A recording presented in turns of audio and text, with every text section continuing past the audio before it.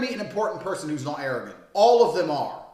So stroking their ego is always a good idea. Not in a pathetic way, because they're not going to respect you, but just respecting their position and their intelligence and their knowledge and asking for some of it. That's it. There's a whole bunch of shit these people know that you don't know. That's the whole reason you want to network with them in the first place. So that's an important point. Next, and this is very key, and this could be a whole section on itself, but we'll start now. Networking is expensive. The key to networking is having money. And I say this all the time. If you meet someone who's more important than you, you're paying for everything. It doesn't matter how expensive the drinks are, how expensive the dinner is. You need to pay for it. You need to absolutely insist. No, please, no, it was a pleasure to meet you. It's on me. It's on me. They don't give a fuck about money, but it just proves a point. It allows you to have some kind of dominance and hold your own as a man. If you go to dinner with a really important person and that person pays for the dinner, do you think that same person is going to trust you with thousands and thousands of dollars when you're sitting there taking a free dinner with a little dork? No. So you have to pay for the dinner. That's the first thing. You got to look good when you turn up. You got to turn up in these very expensive places like you've been there 1,000 times before.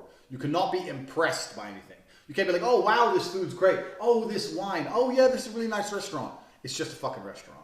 It doesn't matter if you end up on a private jet for the first time in your life, you don't say a word. You're completely unimpressed. Like you've done it 1,000 times. These are the basic things. If you're going to sit there and go, oh, wow, wow, wow, then he's going to show that you're much lower down than him. People at the top, they don't really want to do business or network with people below them. Why would they? They want to do business with people on the same level of them as them. Or people maybe slightly below, but they have a good motivator to elevate you as an individual. If you're making it super clear you've never lived this kind of lifestyle, then you're going to struggle. So you're not impressed by anything. You're paying for everything when you're around someone more important than you. When Idris and I were in Thailand training for his fight, every time we go out, I'd pay. I was like, oh, I wouldn't even, because it wouldn't be offering. Just the bill would come, I'd just put the money down, we'd walk off. Now, Idris had more money than me. But I just whatever. It's a point of dominance. It's a point of, yeah, you're the Hollywood actor, but you're not the only motherfucker around here who has some money. And at the time, I didn't even have that much money. But I'm not a little bitch. I'm not going to let him pay for me. Because he's the more important one than I am. So that's a very important thing. Secondly, when it comes to money, it's super important because networking is about chances. It is super rare that someone's going to say to you, come here at this time and you're guaranteed to meet X. That's not how networking works. Networking is about taking a chance, and taking chances is expensive. When I met Donald Trump Jr., he said, if you're around on these dates, I might be free for half an hour. And I was in Romania. How many people fly from Romania to New York, 3,000 miles, and sit there for a week for a maybe on 30 minutes? Most people go, I can't do that. Or they'll say, can we guarantee, what about this? And they pressure the dude. And then the dude's going to say, well, I can't guarantee. I've got a very busy schedule. How can I guarantee you anything? I'm the son of the president. I've got a super busy schedule. I've never met you. I don't know you. Meeting you is really not going to benefit me that much. I don't give a fuck about you. I'm not going to guarantee you a thing. If I tried to pressure him and said, okay, what about this day, this time, this day, this time, to try and get my guarantee, he would have bailed. So instead I said, yeah, okay, I'm around. And I flew there and I spent X amount of thousands of dollars and it paid off. There's been times I've done similar things for other important people and it hasn't paid off.